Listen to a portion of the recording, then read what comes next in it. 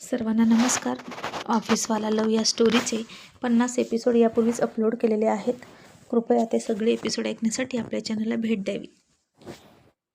स्वीटीनं रिकामी गाडी जी आर्यननं पाठवली होती ती पुढे पाठवली आणि स्वतः पाठीमागून आली.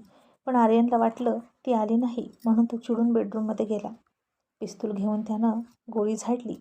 तशी स्वीटी फार घाबरली आणि आर्यनने स्वतःला काही करून घेतलं की काय असं तिला वाटलं आणि ती पळतच बेडरूममध्ये गेली. तसं चिडलेल्या आर्यननं तिच्या कपाळावर बंदूक रोखली आणि खूप अँग्री लुकमध्ये तो तिच्याकडे बघत होता.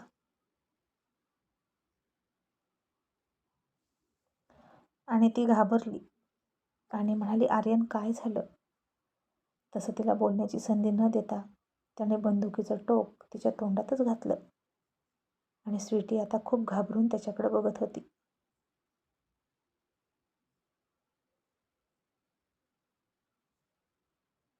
आणि आर्यन मात्र खूप चिडलेला दिसत होता आणि रागाने लालबुंद होऊन तिच्याकडे बघत होता. आणि तिनं आता तिची नजर त्या रूमवरून फिरवली. रूम तर खूप सुंदर डेकोरेट केली होती, एकदम स्पेशल.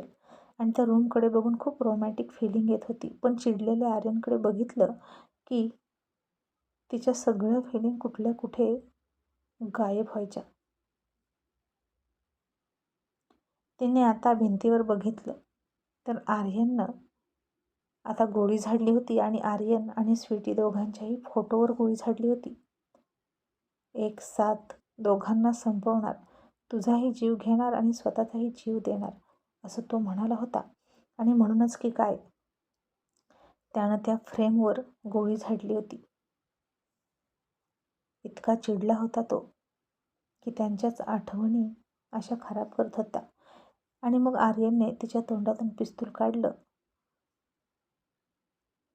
आणि स्वतःच्या डोक्यावर पिस्तूल लावला आणि तिला म्हणाला, बोल, शूट करू का? तशी स्वीटी आणखीन घाबरली आणि त्याच्यासमोर गेली आणि म्हणाली, आर्यन काय वेडेपणा आहे. आता मी आले आहे ना, नको ना असं करू प्लीज, मला भीती वाटते. आर्यनने आता बंदूक दिली फेकून आणि तिचा दुसरा हात पकडला आणि मागे खेचला आणि म्हणाला, बोल, जाशील का परत मला सोडून? खबरदार जर मला परत सोडून गेलीस तर. काहीही झालं तरी घर सोडायचं नाही, ही बेडरूम सोडायची नाही, नाहीतर स्वीटी तू मला कायमची गमावून बसशील. स्वीटीचा हात आता दुखत होता, पण त्याच्या रागामागचं प्रेम तिला कळत होतं. तो नाही सहन करू शकत ती दूर गेलेली. मी तिच्यावर कितीही चिडेन, पण तिनं जाऊ नये माझ्यापासून दूर असा हेका होता त्याचा. आणि आता स्वीटीचा हात दुखायला लागला आणि ती म्हणाली, आर्यन सोड ना, मी नाही पुन्हा जाणार तुला सोडून, प्लीज माझा हात सोड. आर्यन म्हणाला, नाही सोडणार. आणि ती म्हणाली, आर्यन दुखतंय. आणि आर्यन आणखीनच तिचा हात ओढत म्हणाला, दुखू दे, मला किती त्रास झाला, त्याचं तुला काही पडलं नाही का? उठ की सूट पळून जातेस, मला सोडून जातेस, मग मी कुठे जाऊ? मजनूसारखा तुझ्या मागे मागे येऊ का? स्वीटी आता इथून पुढे असं होणार नाही, तुला जर जायचं असेल तर तू कायमची जा, पुन्हा परत येऊ नकोस. असं म्हणून आर्यन खूप वैतागला होता आणि अस्वस्थ होऊन बोलत होता.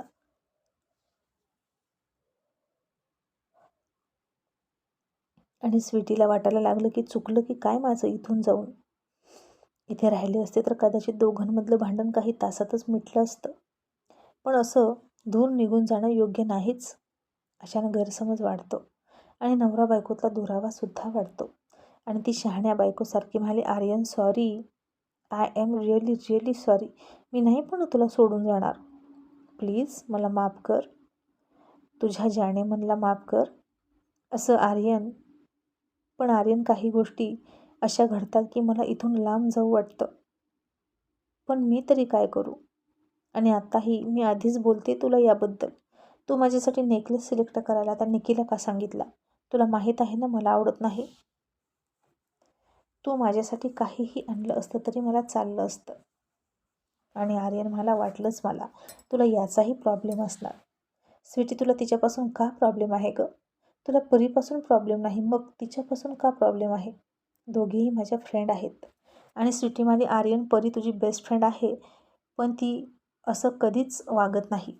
तुझ्यात आणि माझ्यात मिसअंडरस्टँडिंग व्हावं म्हणून ती कधीच प्रयत्न करत नाही. पण आत्ताची गोष्ट वेगळी आहे. मला सतत असं वाटतं की तिच्यामुळे तू माझ्यापासून दुरावत आहेस. माझं चुकत असेल कदाचित, पण मला असंच वाटतं. मग मी काय करू तूच सांग.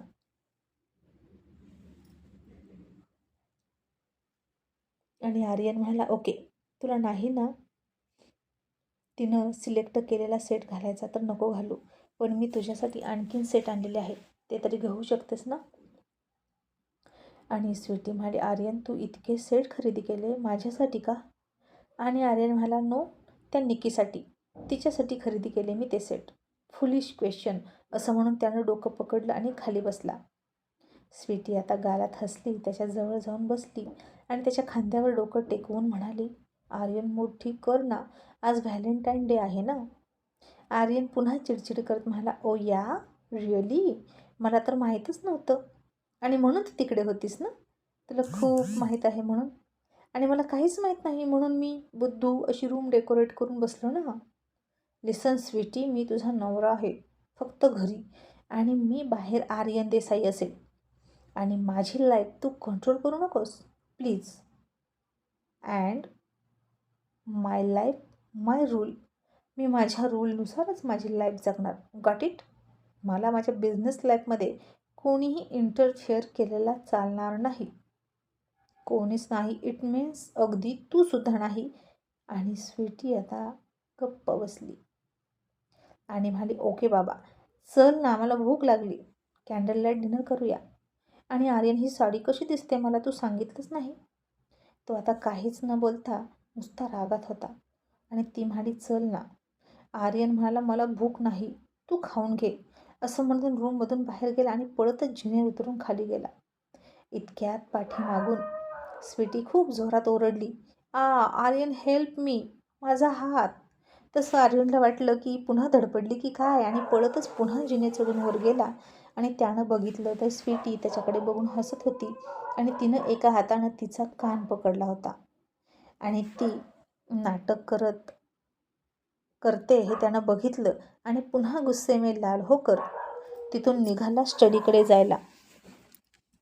तशी आता स्वीटी अचानक त्याच्या पायातच बसली आणि तिनं त्याचा पाय पकडला आणि पुन्हा गाणं म्हणाली, ओ मिस्टर राजा लौट के आजा, हुई खता अब मान जा, जो तू न माना बना बेगाना, है तेरे प्यार की कसम, अब मैं तेरी कसम दे दूंगी मैं जान.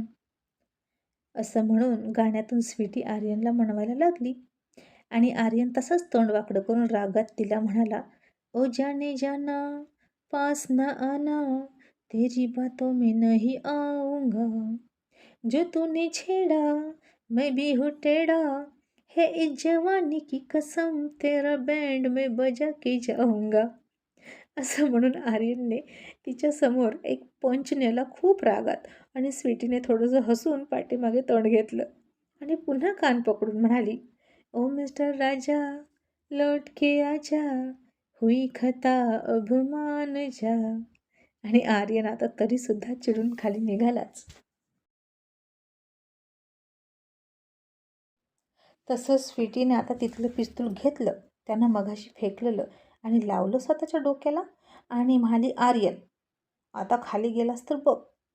आणि आर्यनने तिच्याकडे बघितलं, अजिबात घाबरला नाही आणि म्हणाला, स्वीटी, ती खेळण्याची गोष्ट नाही, खाली ठेव. आणि स्वीटी म्हणाली, नाही ठेवणार. सॉरी म्हणाले ना, आता जीव देऊ का मी माझा? मग तू सॉरी माझी ॲक्सेप्ट करशील का? त्यानं आता कमरेवर हात ठेवला, दोन्हीच्या दोन्ही, आणि तिच्याकडे बघून म्हणाला, लेडी डॉन, आधी पिस्तूल खाली ठेव, गोळी सुटेल. आणि स्वीटी म्हणाली, नाही ठेवणार. काय करशील? तुलाच फक्त 30 मार खाण होता येतं का? मी सुद्धा गोळी चालवू शकते, मला पण प्रॅक्टिस आहे. आणि आर्यनने आता पुन्हा त्याचा अंगठा आणि उरलेल्या 2 बोटांनी डोकं चोळलं आणि तिला गाफील ठेवून तसाच पाठीमागून एक पिस्तूल काढला आणि तिच्या पायात गोळी झाडली. तशी स्वीटी उंदरासारखी उडी मारली आणि ओ मम्मी असं म्हणून पिस्तूल दिलं फेकून आणि आर्यनच्या मिठीत पळाली. आर्यनने आता न हसता तिला म्हणाला, क्या हुआ बेबी, लेडी डॉनवाली अकड़ फुस हो गई क्या. आणि आता ती गेली जिथं त्यांच्यासाठी डिनर प्लॅन केला होता तिथं. आणि एका हातानं जमत नव्हतं तरी प्लेट वाढून घ्यायला लागली आणि म्हणाली, आर्यन बेबी प्लीज, तुला माझी शपथ, आज स्पेशल मोमेंट आहे ना, मग आज पण भांडायचं आहे का. आणि आता तो गेला आणि गुपचूप तिथं जाऊन बसला. आणि मग तिला वाढायला येत नव्हतं, त्यानंच तिच्या हातातून स्पून घेतला आणि दोघांसाठी प्लेट वाढून घेतल्या. आता तिला खायलासुद्धा येत नव्हतं, मग त्यानंच तिला गुपचूप भरवायला सुरुवात केली. आणि स्वीटी हसून त्याच्या हातानं खात होती. मग त्याचाच हात पकडून त्याला खा म्हणत होती, पण तो खात नव्हता. मग आता तिने एक घास तोंडात पकडला आणि तशीच तिचं तोंड त्याच्याकडे घेऊन गेली आणि खा असं नजरेनं सुचवलं. आणि आर्यने तोंड वाकडं करत पुढचा घास स्वतःच्या हातानं स्वतः खाल्ला, पण तिच्या तोंडातला अजिबात नाही खाल्ला.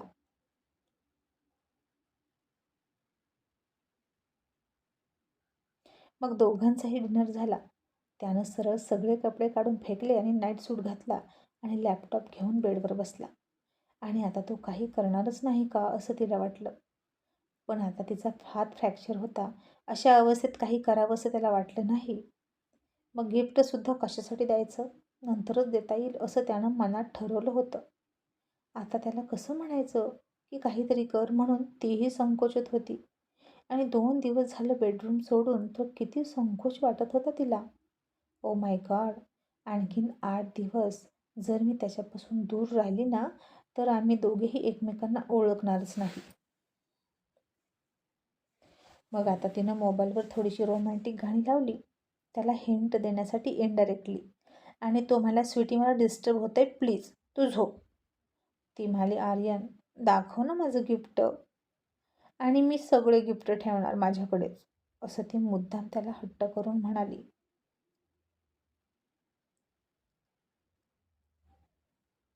आणि तो लॅपटॉपमध्ये बघतच म्हणाला, सगळे तुझेच आहे, तू त्याचं काहीही करू शकतेस. आणि ती म्हणाली, आर्यन बघ ना माझ्याकडे, मी इतकी स्पेशल रेडी झाले, तुझ्यासाठी होऊन आले ना रेडी, आणि तू माझ्याकडे बघत पण नाही. सांग ना मी कशी दिसते. आणि त्यानं तिच्याकडे बघितलं थोडीशी मान वाकडी करून आणि म्हणाला, नॉट गुड, तू अजिबात चांगली नाही दिसत. स्वीटी म्हणाली, आर्यन मला मम्मीनं रेडी केलं. मग तुला असं म्हणायचं आहे का की मम्मी मला चांगलं तयार नाही करू शकत. मग तू तयार कर ना, तुला हवी तशी. मला चालेल तुम्हाला कसंही तयार केलं तरी, असं ती हसूनच म्हणाली. आणि आता आर्यनने लॅपटॉप बंद केला आणि म्हणाला, आर यू शुअर, खरंच तुला चालेल मी तुला कसंही तयार केलं तरी. आणि ती म्हणाली, हो. आणि आता आर्यन लॅपटॉप ठेवला बाजूला आणि तिच्या जवळ आला आणि तिच्या डोळ्यात डोळे घालून बघितलं आणि त्याच्या अंगठ्यानं पहिल्यांदा तिची लिपस्टिक पुसून टाकली. तसंच स्वीटीला मोठा धक्का बसला आणि आता हा काय करणार असं तिला वाटलं. पण तरीही तो काय करतो हे बघत राहिली. मग त्यानं तिच्या केसांची हेअरपिन काढली, फेकून दिली. मग तिची खड्यांची टिकलीसुद्धा फेकून दिली. तिच्या गळ्यातून नेकलेस काढला, फेकून दिला. मंगळसूत्र काढलं, तेही बाजूला ठेवून दिलं. आणि तिच्या इयरिंगसुद्धा काढल्या. हातातून घड्याळ, ब्रेसलेट काढलं आणि तेही तिथेच फेकलं बेडच्या खाली. आणि शेवटी तिचं काजळ विस्कटलं. आणि आता बिना मेकअपवाली आणि विना ज्वेलरीची स्वीटी कशी दिसते हे त्याला बघायचं होतं. आणि तरीही ती खूप ब्युटिफुल दिसत होती. खरं तर तिला कोणत्याच दागिन्यांची गरज नव्हती. आणि तो तिला म्हणाला, तू आत्ता ब्युटिफुल दिसतेस, मी केली तुला तयार व्हॅलेंटाईन डे सेलिब्रेट करण्यासाठी, असं म्हणून गालात थोडा हसला. आणि स्वीटीसुद्धा गालात हसून मान झुकवून त्याच्याकडे डोळे वर करून बघत होती. आणि मग तो आणखीन तिच्या दिशेनं पुढं सरकला आणि तिच्या वन साईड पदराची पिनसुद्धा काढून फेकली. तसा तिचा पदर सरकन खाली सरकला. स्वीटी आता खूप लाजून गेली आणि त्यानं लाईट ऑफ केली आणि तिच्या ब्लाउजच्या हुककडे त्याचे हात गेले. तशी त्याच्या बोटांचा स्पर्श झाल्यामुळे ती शहारली आणि तिनं त्यालाच मिठी मारली. त्यानं पुन्हा तिला व्यवस्थित तिच्या हाताला धक्का लागू न देता बेडवर झोपवलं.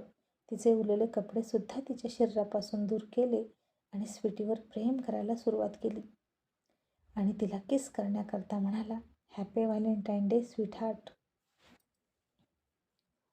आय लव्ह यू माय जान. आणि ती आय लव्ह यू म्हणणार इतक्यात तिच्या तोंडामध्ये तोंड घातलं आणि तिचं तोंड बंद करून टाकलं. स्वीटी थोडी गालात हसली आणि त्याच्यामध्ये हरवून गेली. आणि 2-3 दिवसांच्या विरहानंतर दोघेही लव्ह बर्ड्स एकमेकांना खूप त्रास देत होते. आणि आर्यन तिला आता अशीच सोडणार नव्हता. त्यानं खूप सारे लव्ह बर्ड तिच्या ओठांना, मानेवर, चेस्टवर सगळीकडे केले आणि स्वीटीनं सुद्धा ते सगळं सहन केलं. आणि मग तिच्यावर प्रेमाचा वर्षाव करत तो तिच्या कुशीत येऊन पडला. दोघेही झोपले आणि जेव्हा सकाळ झाली आणि स्वीटीने आरशात स्वतःला बघितलं आणि त्याच्या त्या लव्ह बाईट्सना बघून ती खूप हसायला लागली, लाजत सुद्धा होती. इतक्यात पुन्हा तिच्या कमरेत भोवती त्याची मिठी पडली आणि त्यानं उचलून तिला बेडमध्ये आणली आणि पुन्हा एकदा तिला स्वीटवाला त्रास द्यायला सुरुवात केली.